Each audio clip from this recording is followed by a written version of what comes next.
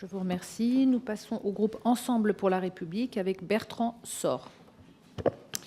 Merci Madame la Présidente, Monsieur le rapporteur, mes chers collègues. Nous vivons aujourd'hui un moment que l'on peut qualifier d'historique pour l'enseignement primaire à Wallis et Futuna. Ce projet de loi arrive à point et il doit être validé conforme à son écriture, dans son écriture à celui voté au Sénat. Depuis 1969, une convention avec l'État confie à la mission catholique la gestion de cet enseignement. Ce modèle unique en France ne fait aujourd'hui très clairement plus l'unanimité. Dès les années 1990, des mouvements de grève ont émergé sur le territoire.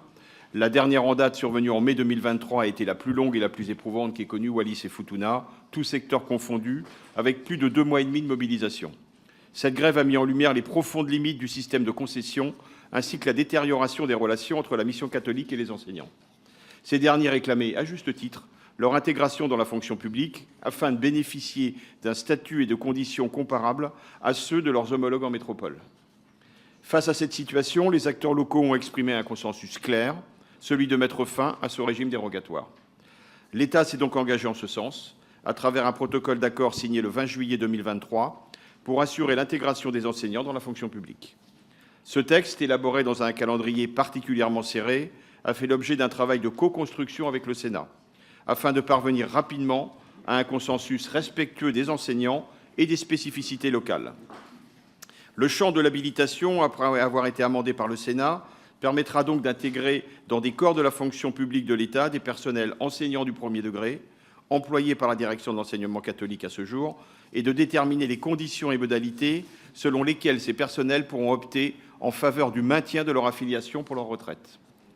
Au-delà de l'évolution statutaire, cette réforme est également porteuse d'un espoir, celui d'améliorer durablement la réussite des élèves de Wallis et Futuna grâce à une prise de compétence pleine et entière de l'État dans l'organisation de l'enseignement primaire.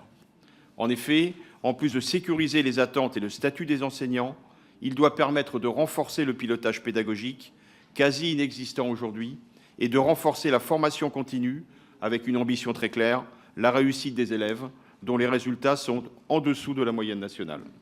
Ce projet de loi d'habilitation, avec la reprise en régie par l'État du service public de l'enseignement primaire à Wallis et Futuna, constitue donc un signal très fort adressé à nos compatriotes enseignants de ce territoire. C'est pour cela que le groupe Ensemble pour la République votera à l'unanimité pour ce texte. Je vous remercie.